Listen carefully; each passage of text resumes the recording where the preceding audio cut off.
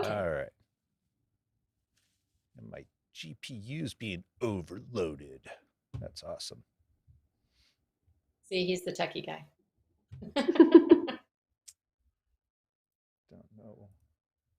Don't know what's going on here, folks. Do you want to go to the 2-up, Brian, for now? Oh, yeah, let's do that. And we lost our little fanciness. Fancy. Fancy. Wonder if Elvis is going to join us today. Maybe.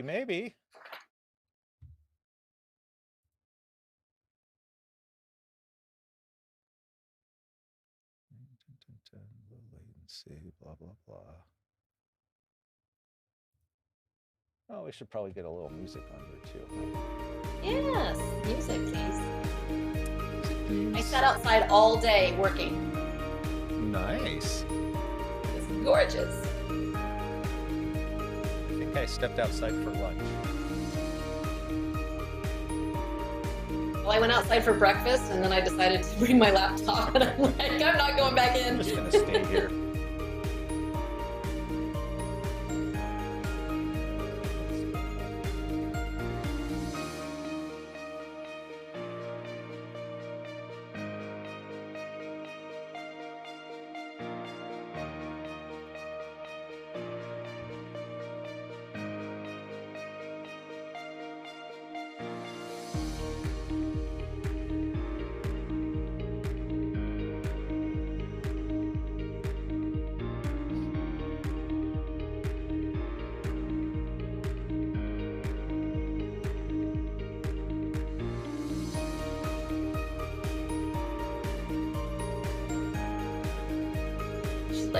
Like dance moves, like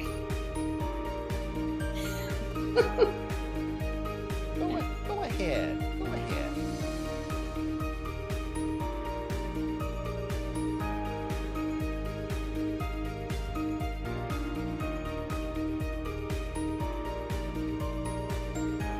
Alrighty. I think I got something figured out. What it is, I do not know. But I have something figured out. That's a good thing. It is a good thing when it works out. Alrighty.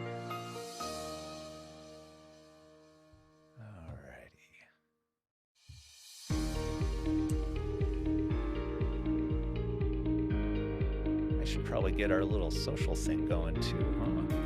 Yeah. Let's get social.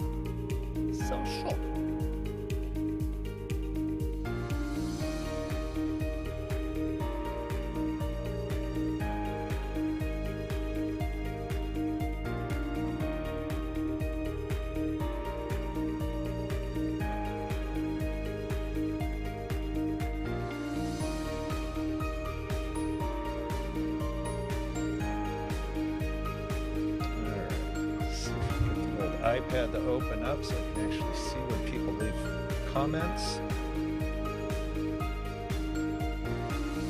15 seconds.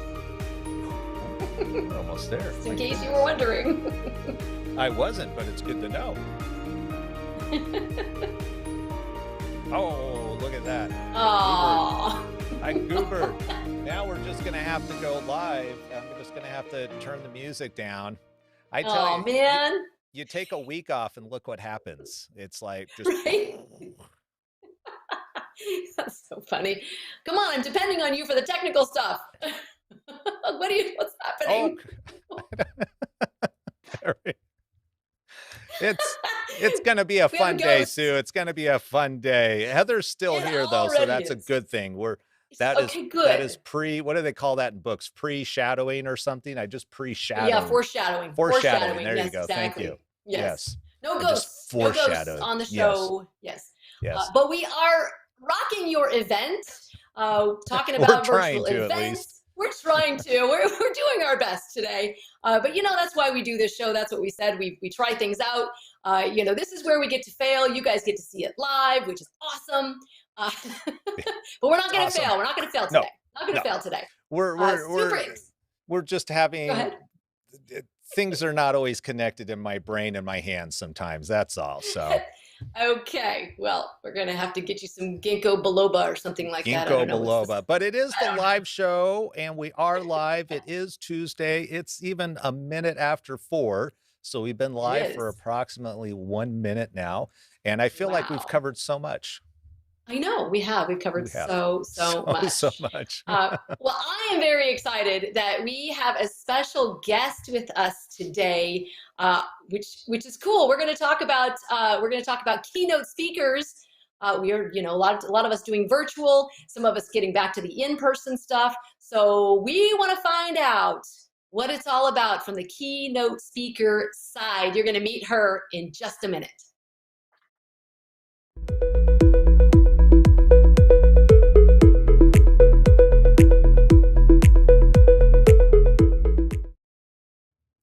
All right. And who is our special guest that we're going to be talking with today? Well, let me tell you all about her. She is fabulous, by the way. HeatherHansen O'Neill is an international speaker, author, adventurer, and entrepreneur using her action-packed experience to fire up audiences. She stimulates vibrant energy, focus, and action for those who want to collaborate effectively, lead change, and achieve massive results. With expertise in virtual, hybrid, and live events, as well as her focus on helping individuals and companies break through fears, judgments, and blocks to reach sales and leadership success, Heather's innovative keynotes are in high demand during these changing times. She runs a community for those in transition called The Phoenix, and her new TEDx is entitled, Become Conscious, You Must and Can Change the World. Wow, I'm so excited, Heather. So great to see you. Oh my goodness, it's so wonderful to be here. I love your energy. I'm more of a morning person, but to feel this, I can't help but be energized right now.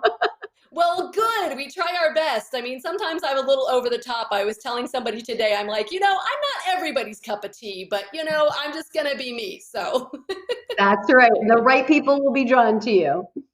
That's exactly right. Which somehow we got connected. I'm like so impressed by you. I've seen clips of some of the things that you do. You are really a truly dynamic speaker.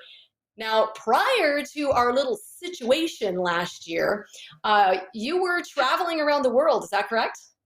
Yes. Yeah. Our little situation. I have yet to hear it be called that, but I think I'm going to go with that moving forward.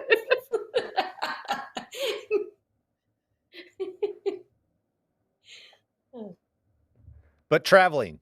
You were traveling prior to all this. Yes, traveling. Yes, I was. I travel a lot. I am an international speaker and I love it. Traveling is one of my favorite parts of keynote speaking. I also just really love the energy of working with an audience and a great company that has a love of a great message. So it's been very, very different the past year during our situation. Yes. Well, I can imagine, when you were doing more of the live speaking, being on stage, you didn't necessarily have to worry about a lot of the technology. And now you're kind of at home with your own camera and your lighting and your audio and all of that good stuff. How was that, having to transition with that, and how did you do with that learning curve? Well, it definitely was a learning curve, because in the corporate world with keynotes, literally I say, I just show up and everybody else does everything else, right? Like they even literally just mic me. Everything is done for me. So you hit the nail on the head there. But doing it from home, from my own studio, was very different. But I will say that the fact that I had a studio was way ahead of what a lot of speakers were used to. I do a lot of video work that I've been doing for years. And so I had everything pretty much already set up. I had a green screen, I had an external camera, I had the lights, the microphone. So I had all of that for the video work that I had done.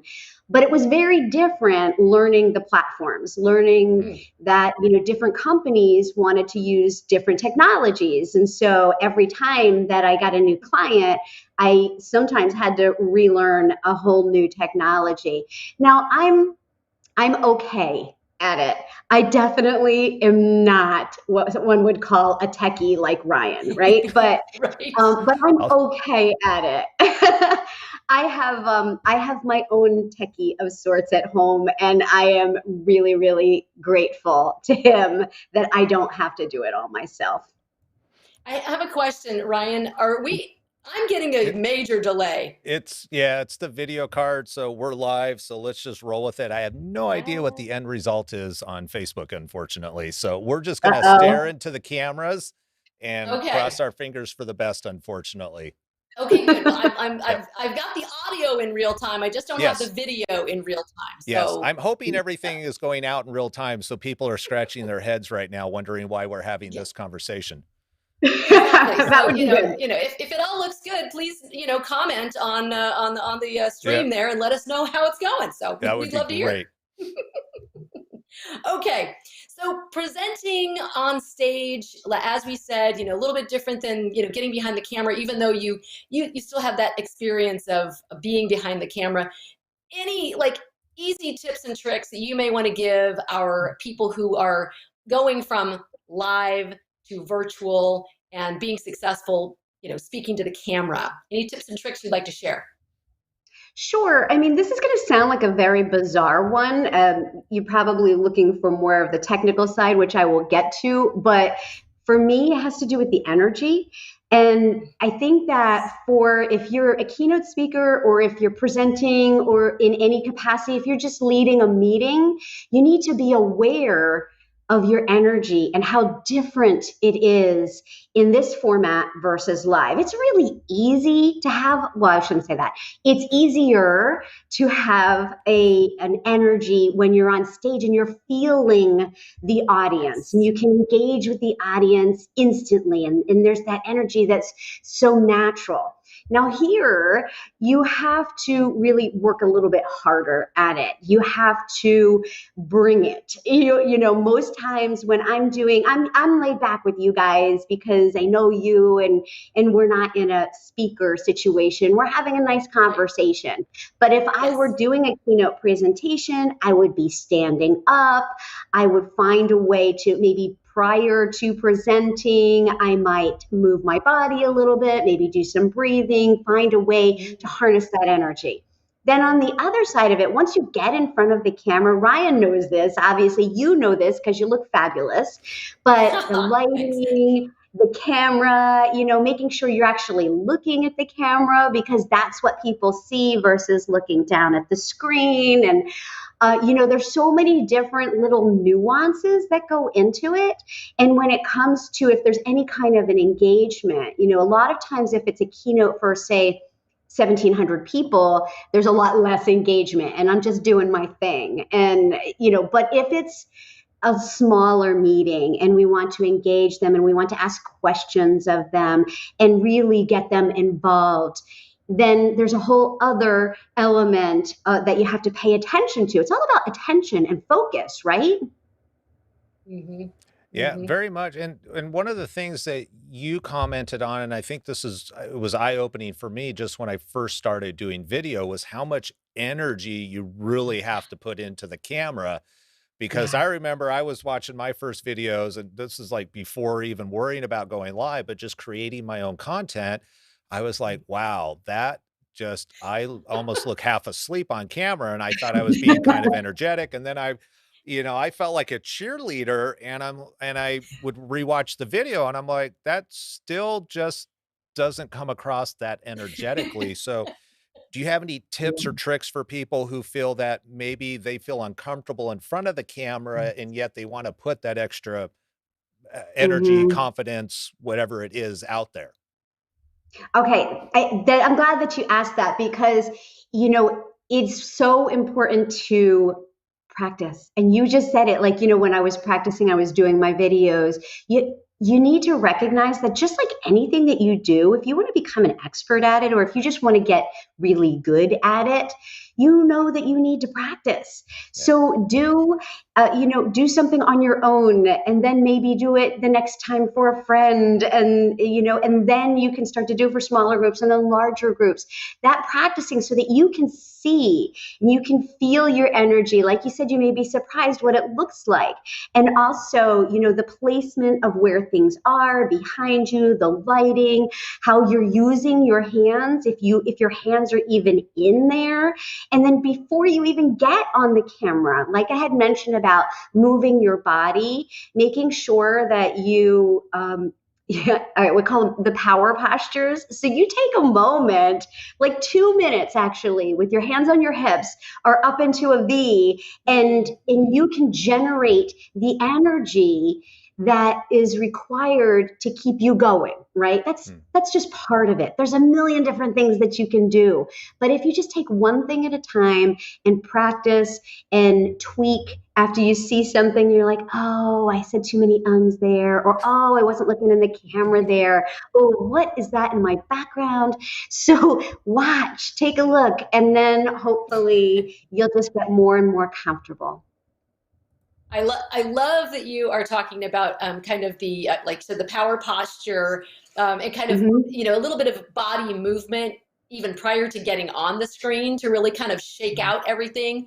A lot of people, still very nervous to get on camera. So I love that as a suggestion to kind of just shake it out, get into that power position, and be like ready to own it. I love that. And you know what I love? That you guys are so authentic and you're so real. I think that people, if you could just appreciate exactly who they are and recognize that reality of who you are is the absolute best presentation, to not try to be someone that you're not. And that's how the energy is going to be the best, is because you're not trying to put on something. The people are going to respond to you because they just like you, and if something does go wrong, there's maybe a delay in the video. If something does go wrong, then you can just, they'll already like you, and they'll be like, oh, it's okay. It's Sue, it's Ryan, it's Heather, it's fine. The funniest thing, Heather, is that the times that we have had technical difficulties or stuff like this happen is always on our own show. We have never had anything happen for one of our clients. Thank God. I mean, minor. That's so funny. You can adjust. It's no big deal. But I mean, this is a pretty significant delay that we've got going on. It's significant. Yeah. I'm literally not even looking at myself because I will be so disconcerted. This is a training for eye exercise of just looking into the camera. Yes, good point, Ryan. Way to see the silver lining. I love it. Oh my goodness. Okay, yeah, this is a bit challenging, but this is good. Okay. So has our little situation opened up some different kinds of opportunities for you that maybe you didn't have prior to our situation? Oh my gosh, so many. And, I work a lot. You mentioned I work a lot with people who are in transition, and I love them because they know that they have to do something different. They're not hiding under the covers. And some people have taken this time to say, well, I'm just going to wait. I'm not going to take that new action. I'm not going to try that new thing. I'm not going to collaborate with that person who used to be my competitor. I'm not going to look for a new solution for my clients. I'm just going to wait because things will come around and our situation will end soon, right? But you can't do that. And when you dive into it and you try things and you come from a place of service, like I started that group because I wanted to be of service. So that is a new opportunity for me. In addition to that, I actually really enjoy the virtual. I can't wait to go back to live. Let's just make that clear. But I will continue to use virtual events and hybrid events moving forward as pillars within my business. So my business is actually expanding. Oh, wonderful. Yeah, I'm very lucky. I think I've heard that quite a bit from a lot of people. And like you said, it was difficult at first, kind of thinking a lot of people, well, let's just wait and see what happens. And then as it kept going, it's like, you know what? Let's not wait and see. Let's just do something, Yeah, just do something. I love that. Just do something. It will work itself out.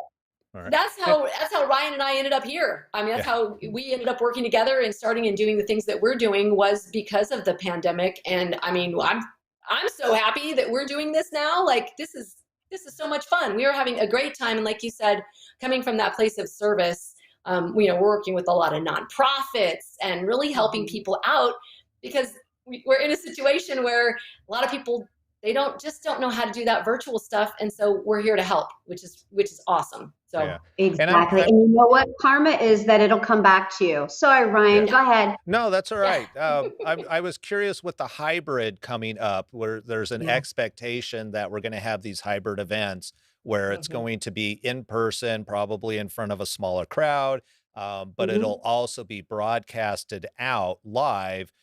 Have you thought about how that's going to affect your presentation? May it be the content or how you interact with the audience versus the camera? Have you given any thought to that and how you might work in that world, in that space, I should say? Yes, 100%, because I've not only thought about it, I've done several hybrid events already. Oh, nice. And so, it's actually really interesting for me because I'm like a sponge. So if there's something new, I want to learn about it, but it is very, very different. And thankfully, I have been working with planners who understand that it is a different experience for the live attendees than the virtual attendees. And so they recognize this and they put the time and the energy and the thought into creating that experience for both audiences. And so I love to be a sounding board for them, to collaborate with them in the planning and the strategy of it, and then to have fun once we get there and we do it. And I got to tell you, I've been really lucky. There've only been a few little tweaks, a few little mishaps. I've done some where I'm live and it's being live streamed out to the virtual audience. That's easier from my standpoint because I just present live like I normally would. And then I've done others where I'm the virtual person being, shared out into different locations, into little hub and spoke locations where they're live. And so there's much more technology attached to that I have to be aware of. So, I'm fine because, my topic is change. I have to be adaptable, but, it does require a significant amount of flexibility and resilience.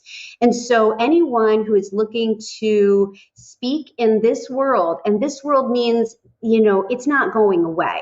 So it's not like, suddenly by November, everything's going to be back to live. No, we're still going to carry with us hybrid and virtual events. So dive into the change, babies.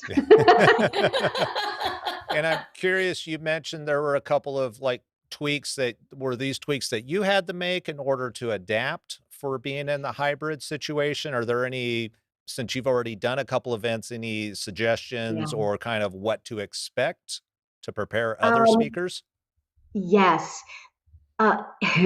Prepare like you're the planner, meaning that, speakers, their forte tends to be in their communication skills and their messaging, and they maybe leave the planning and the organization to the planners a lot of times. But I think we need to own some of that responsibility for ourselves, meaning that ahead of time thinking, well, what happens if this technology doesn't work? Do I have a backup plan? Do I have the cell phone of the planner and the lead AV person? Do I have am I hardwired? What are the things that I have to think of as a speaker that I normally would never have had to think of before? And it's fine. Yes, it's extra work. Yes, it's a little extra brain power. However, I like it. I'm fine with it. And so, I think we just have to wrap our heads around it and go with it. Yeah. Yeah. All right. Thank you. Yeah.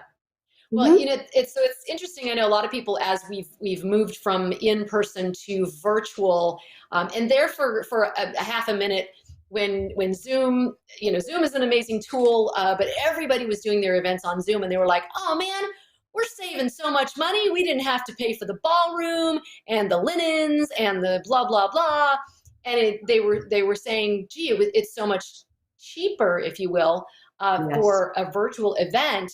Although now that we've actually stepped into, people are realizing it's time to step it up a little bit, to have a little bit more professionalism, to have a better looking production. And sometimes that includes more money for the AV that they wouldn't normally be spending at an in-person event. So my question for you as a keynote speaker, has the pay range or the fees changed? Or is there, I'm not going to ask you what you're making, but has it changed? Is it like less because you're virtual, or is it the same, or just curious about that?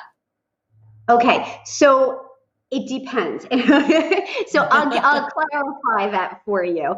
So in the beginning, when this all started and people were trying to capitalize on that cost savings, there were quite a few associations and even some companies who were like, you could do that. It's not that much of an effort for you. You can do this for half your fee, right? Right. Yeah. And then there was a little bit of education that had to take place about the fact that not only am I putting as much effort into the messaging, into the customization of the program, and now I'm actually doing more because I have to learn new technologies. I have to make sure that everything is working and that I'm collaborating with different teams. And so when you come from service, right, and you're educating each other on record, I literally never get asked to reduce my fee anymore. And I think it could be because I'm just maybe being asked to speak by different companies who recognize that there's a certain budget that they have to use for an event. Like they recognize what's expect. But the other side of it is that they do save on travel expenses. So, there is some savings. And, if it's a company, if they're doing multiple events with me, I'm going to work with people. The AV, like you said, that is going to be, that if they're doing, especially hybrid, I would think, is where they're expecting those fees to go up because there's so many different moving parts. Yes. Right. Absolutely. Yeah. And kind of you're almost being like having those hybrid events. It's almost like having two events in one in some ways, like you said, as the planners are planning for the in-person experience and also planning for the virtual experience, which are truly two different things. Yes. So a lot more goes into that. I would hope so. Yeah. So as a keynote speaker, I know you know a lot of keynote speakers. Where is the struggle right now, even as we go into some hybrid events and things like that? Where do keynote speakers need assistance right now with regards to events and where we're going right now? It depends on I guess who they are, what their style is. Some are still a little bit resistant, and some are still wondering, the uncertainty and the isolation. A lot of speakers are extroverts, and so the isolation maybe is hitting them. So there's some mindset issues, and we have to be at the top of our game, especially if you're a motivational speaker.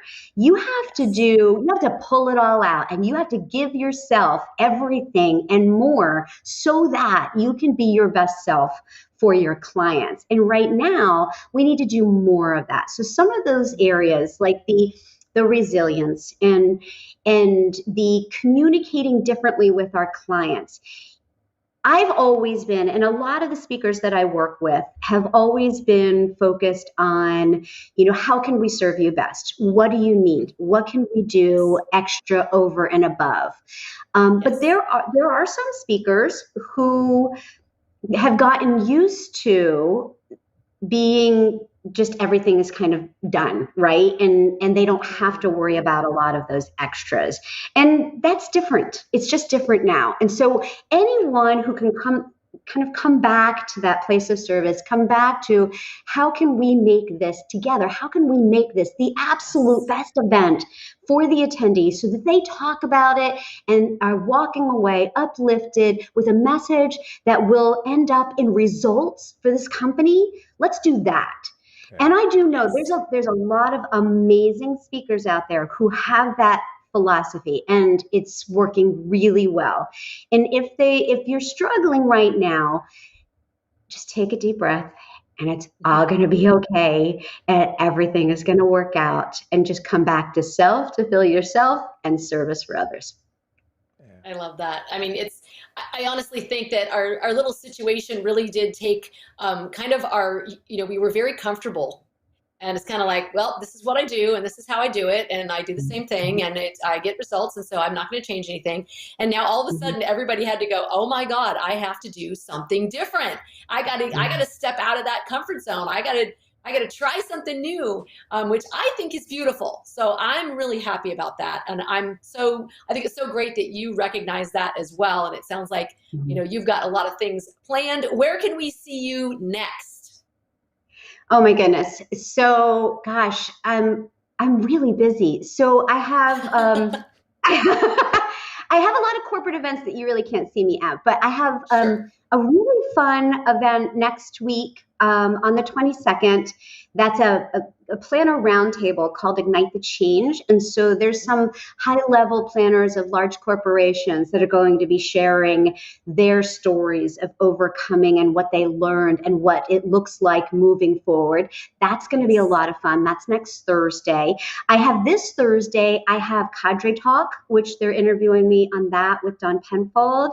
And let's see, I'm just thinking of open events. I've got a book that I'm writing with my co-author that's coming out.